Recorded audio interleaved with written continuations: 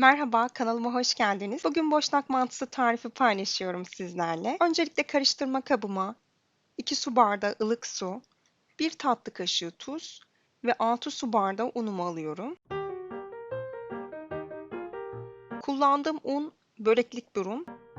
Mutlaka böreklik un kullanmanızı tavsiye ederim. Hamurunuzun rahat açılması için, ince bir hamur olması için böreklik bir unla yapıyoruz mantımızı.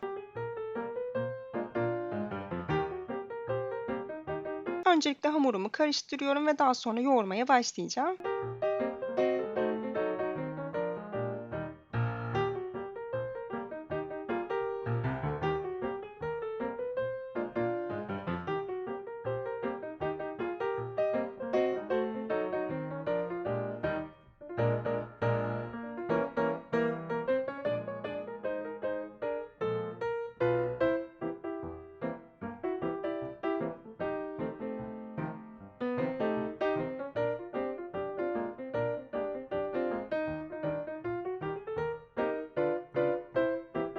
Toplamda 6 su bardağı unla hamurumu oluşturdum. Ve masamda açmaya, hamurumu yoğurmaya devam ediyorum.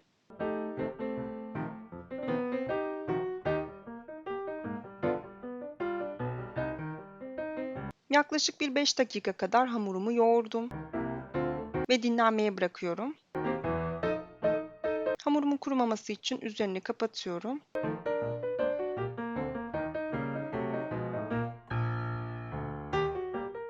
Yarım saat kadar dinlendirdim.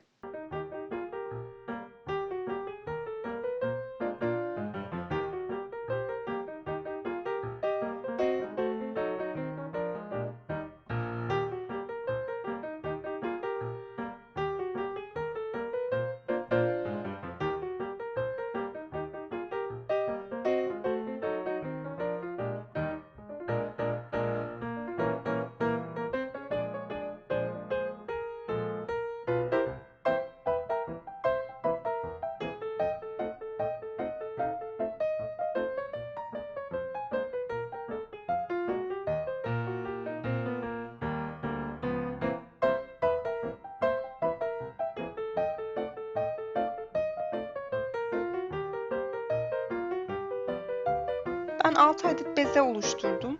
İsterseniz daha küçük yapabilirsiniz. Daha fazla beze oluşturabilirsiniz. Alanınız küçükse eğer. Ben 6 adet bezeyle yapmaya başlıyorum.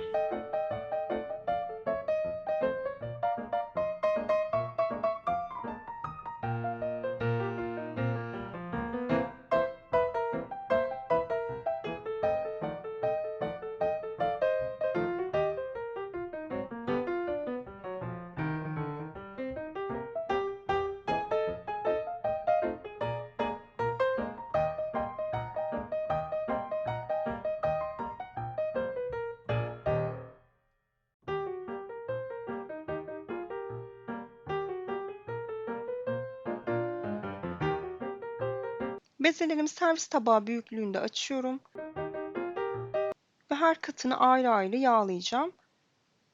Bunun için 2 yemek kaşığı dolusu tereyağı erittim ve üzerine 1 çay bardağı sıvı yağ ekledim.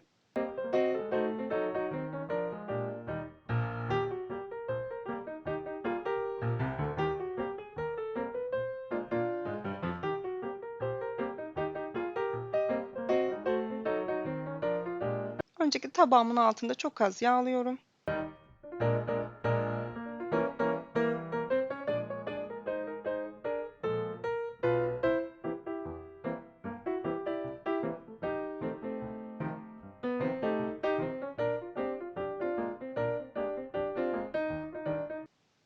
Diğer bezeleri de aynı şekilde açarak yağlamaya devam edeceğim.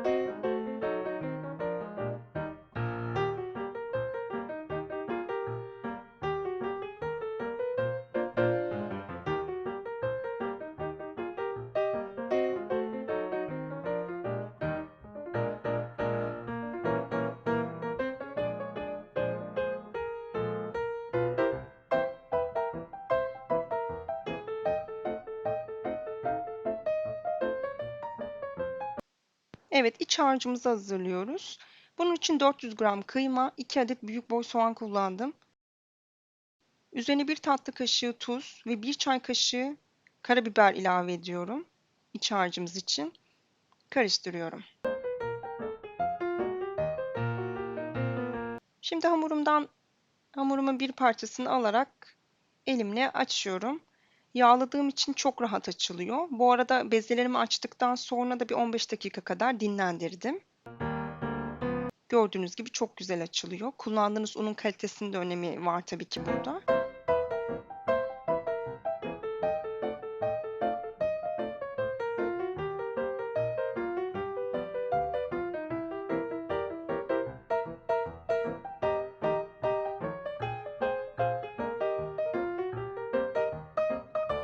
İç harcımdan hamurumun içerisine ince bir sıra halinde ekliyorum.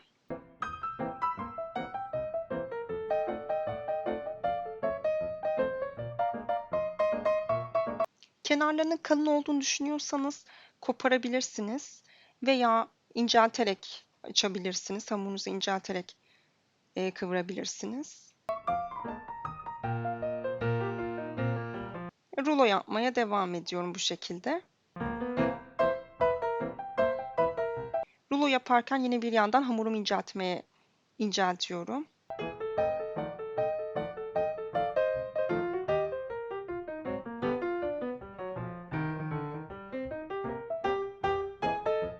Ben uç kısımlarını kopardım. İsterseniz hepsini koparabilir veya koparmayabilirsiniz. Ben kalın geldiğini düşündüğüm için kopardım uç kısmını.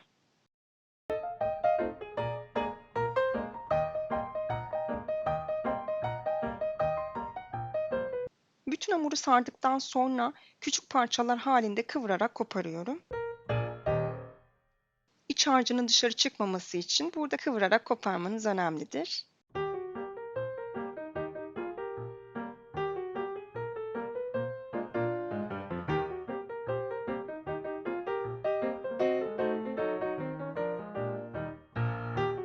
İki ucunu altından birleştiriyorum.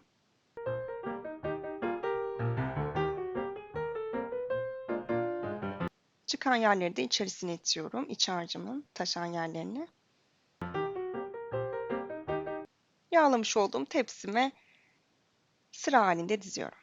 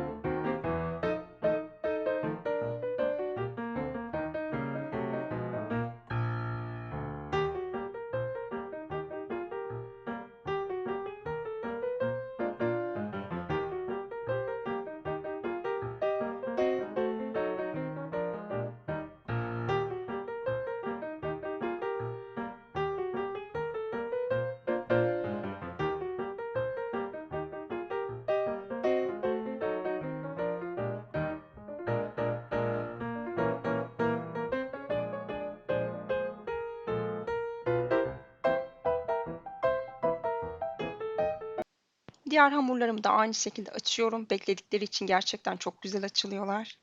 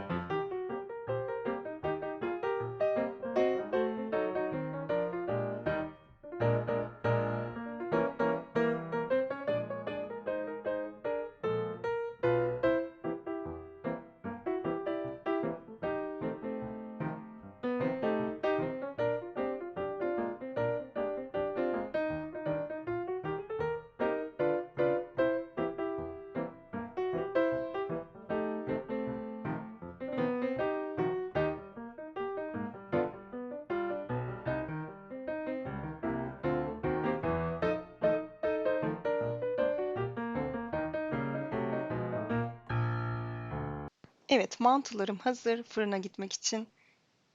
180 derecelik fırında pişiriyorum. Servis ederken üzerine isterseniz yoğurt dökebilirsiniz veya yoğurtsuz da tüketebilirsiniz.